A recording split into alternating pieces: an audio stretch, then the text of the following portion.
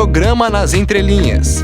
Iniciativa do curso de Administração Pública da ESAG. Apresentação: Professor Enio Luiz Spaniol.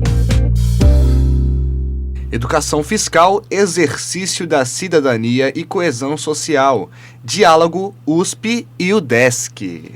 Bom dia, ouvintes. Estamos iniciando o nosso programa nas Entrelinhas, o programa do DAP, Departamento de Administração Pública da ESAG e UDESC, todas as quartas-feiras, 10h30 da manhã.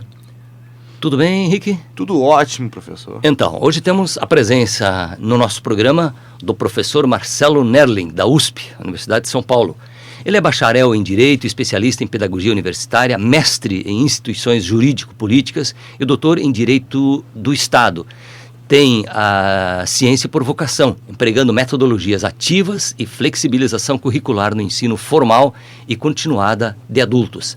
Atua na graduação no curso de Gestão de Políticas Públicas da Escola de Artes, Ciências e Humanidades e na pós-graduação está vinculado ao programa interdisciplinar em Humanidades, Direitos e outras legitimidades na Universidade de São Paulo.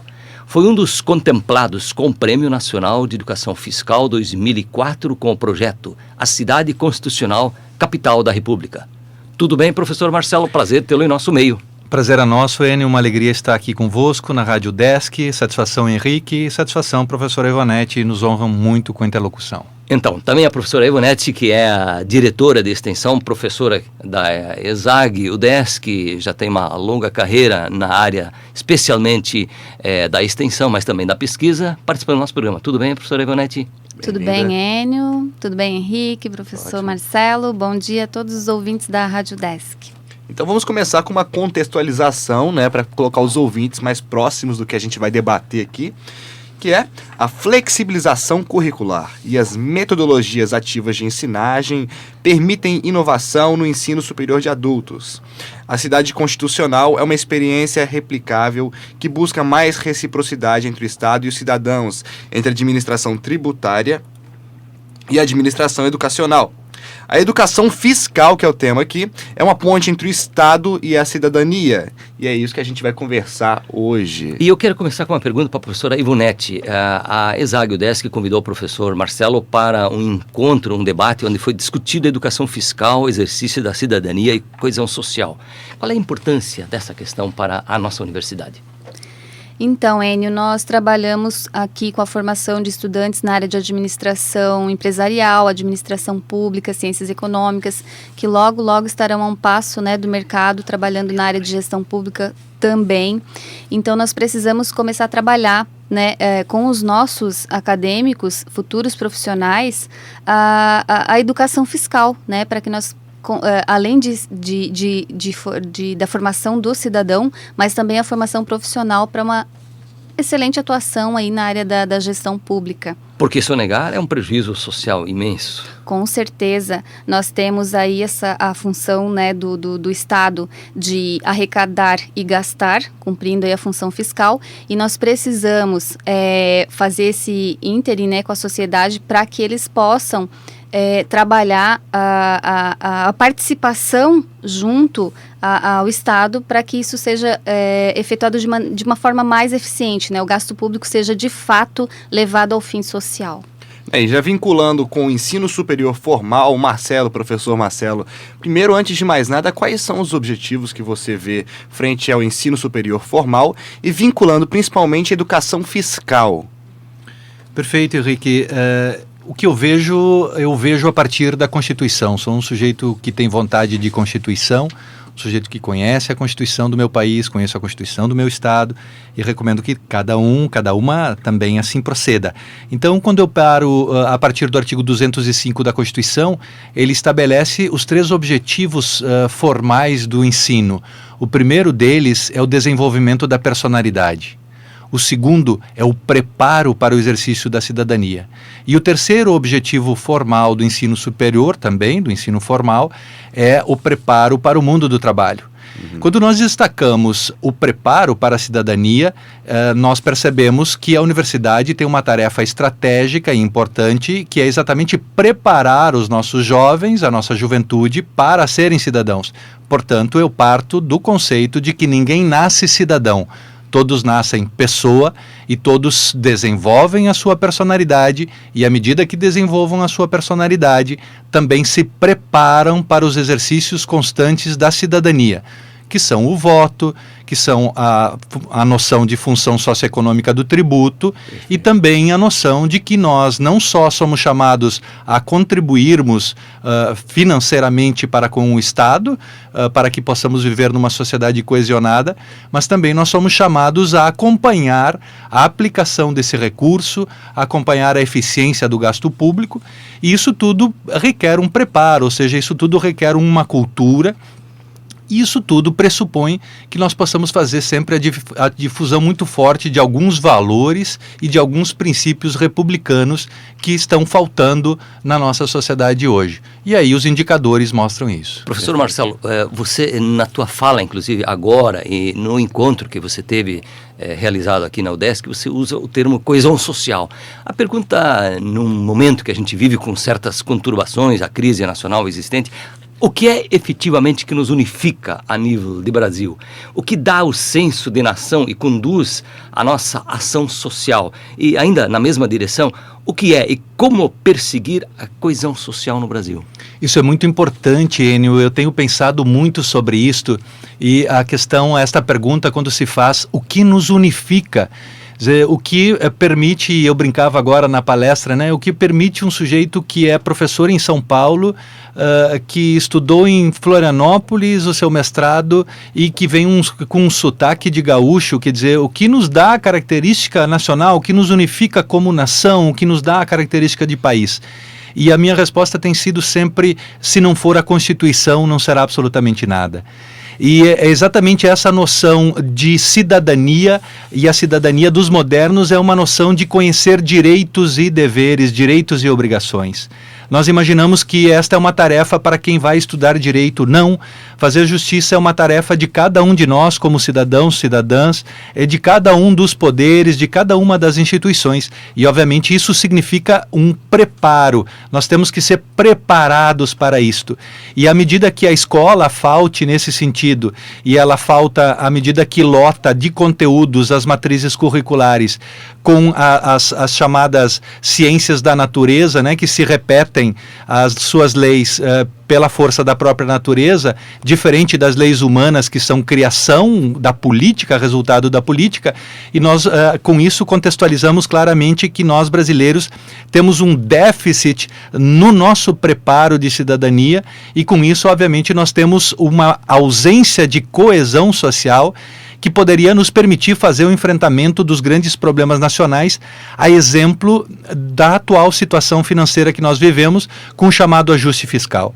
Eu coloco os indicadores. Nós temos um orçamento da União de 1 trilhão e 300 bilhões de reais para este ano de 2014. Nós estamos discutindo um ajuste fiscal em torno de 80 bilhões de reais por ano. Ora, o que é 80 bilhões de reais por ano frente a um orçamento de 1 trilhão e 300 bilhões de reais? Está faltando discussão com o povo sobre realmente aonde é que nós estamos aplicando o recurso financeiro arrecadado pelo Estado, e principalmente olharmos também, e depois nós podemos conversar um pouco mais sobre isso, sobre os dados, por exemplo, quando eu pego o posicionamento do Brasil no ranking da corrupção e pego o posicionamento do Brasil no ranking internacional da sonegação. São dois dados comparativos muito interessantes e mostram de fato que o que está faltando para o povo brasileiro é exatamente preparo para a cidadania, e a escola tem uma função fundamental, e a universidade, mais do que qualquer outra instituição, uma função vital neste preparo. E aproveitando, já fazendo um gancho sobre esse preparo para a cidadania, eu aproveito para perguntar para a Ivonete a questão do programa Habilis, como é que está promovendo isso já na universidade, né? Então, Henrique, nós temos o programa Habilis, o Ateliê de Economia e Finanças, que está para esse ano, né, com uma ação de educação fiscal. Nós teremos a Semana da Educação Fiscal em setembro, mas lembrar também que isso é um trabalho que vem sendo desenvolvido pelo LASP, que é o Laboratório de Aprendizagem e Serviço Público, coordenado à época, né, pelo professor Enio, que trabalhou diversas ações aí de educação fiscal, a professora Paula Schomer, professor Valério, professor Arlindo, que também trabalham no Politeia e no Observatório Floripa Cidadã, e que já fazem ações de encontros, né, de cidadania palestras sobre controle social e accountability. Então a ESAG, na verdade, né, dentro aqui da rede UDESC, já vem trabalhando com uma série de ações de educação fiscal, e o Abilis agora só está vindo para fortalecer ainda mais essas ações. Perfeito. Os ranqueamentos, professor Marcelo, às vezes são um problema. Mas, em todo caso, fiquei muito curioso agora quando você falou do ranking corrupção, sonegação, essa vinculação. Por favor. Isso é muito interessante. De fato, a gente tende a fugir um pouco e devemos sempre desconfiar dos rankings. De qualquer sorte, quando a gente pega o cenário internacional nos estudos sobre a corrupção, nós nos posicionamos como país na 79ª posição, ou seja, nós somos 69 no ranking internacional, com uma estimativa de corrupção na ordem aproximada de 80 bilhões de reais por ano, sendo cerca de 60% desses 80 bilhões considerados corrupção não propriamente como apropriação de dinheiro público, mas sim a ineficiência na gestão do recurso público, ou seja, dinheiro arrecadado que vai para o ralo, literalmente, né? Então, nos colocamos hoje no cenário internacional na posição 69, com cerca de 80 bilhões de reais por ano de corrupção no Brasil. Enquanto que no ranking internacional de sonegação, nós somos o segundo no mundo. Ou seja, o Brasil é o segundo país que mais sonega no mundo, e esta conta vai fechar em torno de 500 bilhões de reais por ano. Eita. Então veja que o grande problema do Brasil, sim, é a corrupção, que nós põe na posição 69, mas o nosso problema maior do que a corrupção, e não é vista como corrupção, mas sim como levar vantagem em tudo, é a sonegação. Né? E a sonegação, ela consome 500 bilhões de reais por ano. Significa, do ponto de vista de sonegação, se nós tivéssemos de fato coesão social, se nós tivéssemos pertencimento à nação, e nos sentíssemos como povo soberano, como diz a Constituição no seu parágrafo único do artigo 1º, que todo o poder emana do povo, nós estaríamos com tranquilidade enfrentando essa crise fiscal, o ajuste fiscal, com menos 20%, diminuindo 20% da sonegação do país, nós equalizaríamos as nossas contas e poderíamos seguir adiante sem esse trauma todo, sem essa fratura social e sem esse desgaste político institucional que nós estamos lamentavelmente vivendo no cenário atual do Brasil. Perfeito. Professor Marcelo, eu tenho uma curiosidade própria, nem está na lista essa pergunta, mas existe algum país que o Brasil possa se espelhar para superar essa situação? Me parece que a resposta está sempre conosco.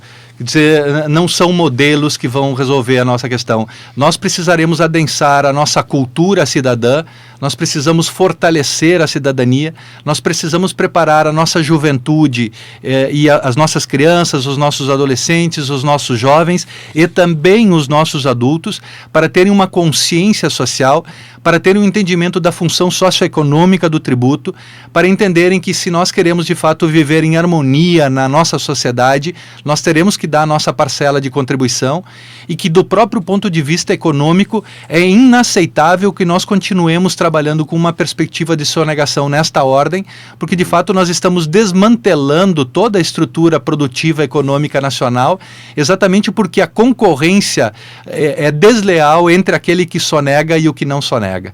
Né? Então você tem de fato um problema estruturante muito sério, nós precisamos nos convencer do problema. Não vejo, poderíamos citar alguns exemplos, mas me parece que o problema está conosco, está aqui agora, começando lá no nosso condomínio, né? Começando na nossa educação financeira também, cuidando do nosso bolso, do nosso condomínio e daí da porta da rua para fora. Eu acho que a UDESC está sendo um exemplo. Eu hoje saio daqui com mais aprendizagem do que efetivamente contribuição de conteúdo para o grupo. Mas isso nos torna unidos, isso fortalece o Programa Nacional de Educação Fiscal e isso fortalece esta luta que é uma luta cidadã de todos nós, para além de sermos profissionais, somos cidadãos e obviamente o que nos move aqui é que nós chamemos a atenção das pessoas, das crianças, dos jovens, dos adultos, para que de fato nós possamos pedir nota fiscal e melhorar o nosso desempenho fiscal e obviamente melhorar a nossa cobrança sobre a utilização do recurso. E realmente assusta muito saber que o Brasil está colocado em segundo lugar mundial frente à sonegação. Além de ensinar, o senhor acredita que é importante também repensar frente às cotas por exemplo, participação em margem de contribuição fiscal com o governo?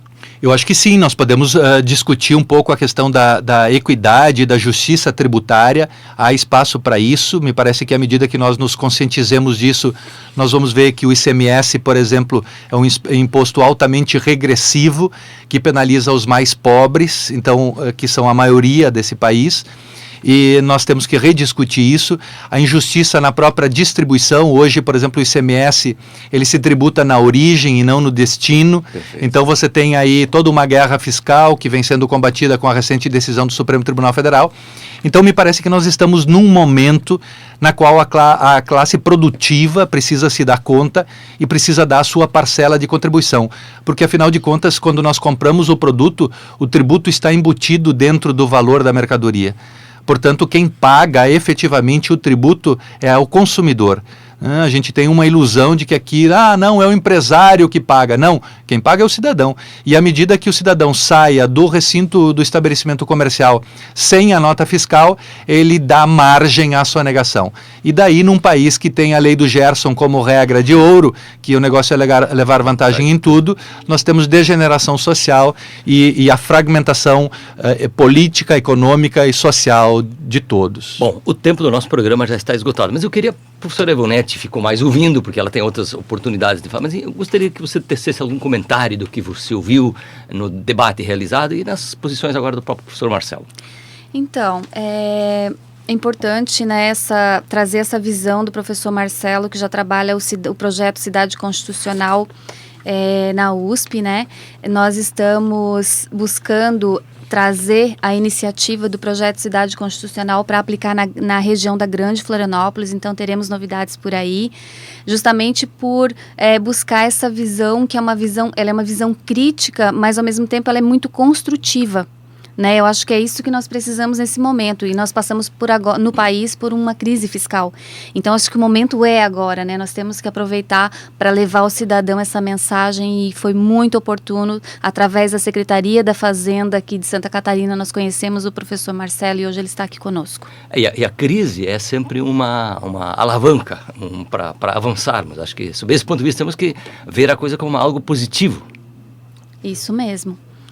Eu também penso assim, eu acho que os momentos de crise são os momentos de reposicionarmos e nos reposicionarmos no jogo, e momentos de crise são sempre oportunos, eles, obviamente, como todo o capitalismo é cíclico, a crise é inevitável, então os momentos de crise é como nós fazemos aí uma bela limonada desse limão, e de fato que nós possamos pensar de forma construtiva, como disse a professora Ivonete, nós não estamos buscando caça às bruxas, né? Não estamos pregando um controle social desmedido, estamos sim buscando uma racionalidade que nos dê coesão social e que cada um participe para que o fardo seja distribuído entre todos e também os benefícios alcancem a todos, para que nós tenhamos todos o mesmo ponto de partida, sem impedir que cada um opte pelo seu ponto de chegada, aonde quer chegar.